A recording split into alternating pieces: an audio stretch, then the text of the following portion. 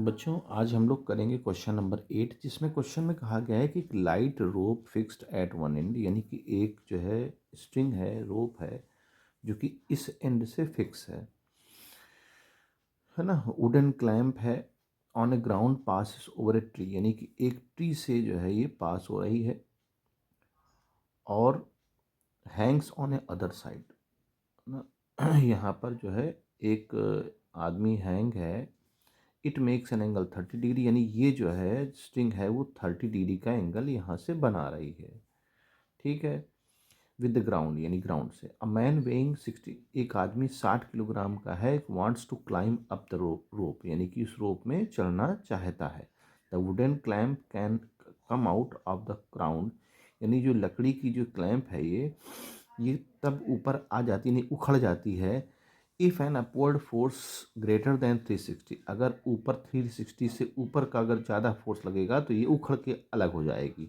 कह रहा है find the maximum acceleration in the ground, है ना, in the upward direction with which the man can climb safely, यानी कि इसमें कितना एक्सेलरेशन हो कि ये आदमी जो है सेफली ऊपर चढ़ जाए, जबकि neglect friction of tree branch, यानी कि जो इसमें ट्री ब्रांच में जो ये आपकी रोप है उसका फ्रिक्शन जो है जीरो है, नेग्लेजिबल है, तो ऐसा मान के चलते हैं।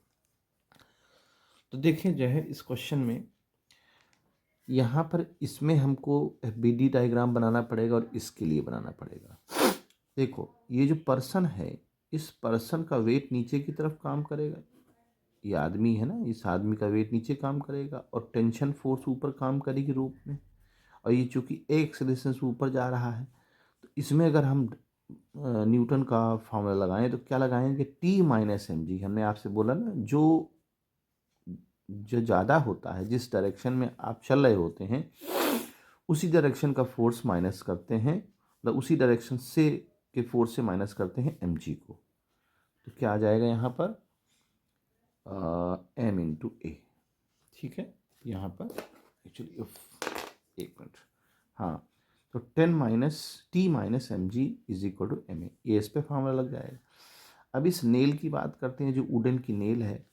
देखिए वुडन की जो नेल है वो उखड़ेगी तब जब 360 न्यूटन से अधिक फोर्स लगेगा। तो देखिए इस पर फोर्स कौन सा लग रहा है, ये स्ट्रिंग है, स्ट्रिंग में टेंशन टी है और टी टेंशन इस डायरेक्शन में, जब ये थीटा है तो इस डायरेक्शन में ये क्या बन जाएगा, T sine theta, T sine theta, है ना भाई, टी साइन थीटा, जो कि ये हॉरिजेंटल है तो ये हॉरिजेंटल कंपोनेंट यहाँ बनेगा टी कॉस थीटा, जिससे हमको मतलब नहीं है, और इस डायरेक्शन में बनेगा T sine theta. T sine theta अगर 360 के इक्वल होगा तो हमारा जो है ये पर्सन आराम से चढ़ लेगा, लेकिन अगर 360 से अधिक फोर्स लग गया इस पर तो ये फिर नेल उखड़ जाएगी।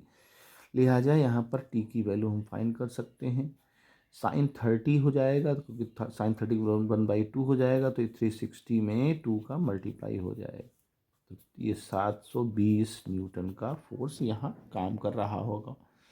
अच्छा, अब इस वाले इक्वेशन की बात कर लेते हैं।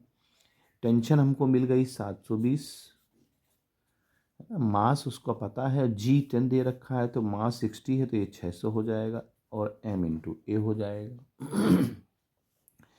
720 में 600 निकल जाएंगे तो ये कितना बचेगा, 80 नहीं, ये बचेगा 120, सॉरी 120 बचेगा। मास यहाँ 60 ले लेते हैं और इंटू ए हमको पता करना है, तो ए यहाँ ये कैंसिल आउट हो जाएगा, 2 टाइम्स चला जाएगा, तो 2 मीटर पर सेकंड स्क्वायर। तो क्वेश्चन बहुत आसान था, बस हमको यहाँ इस जगह पर नेल पर बनाना था बी डी और इस पर बनाना था, तो इस तरह से इस क्वेश्चन को सॉल्व करेंगे।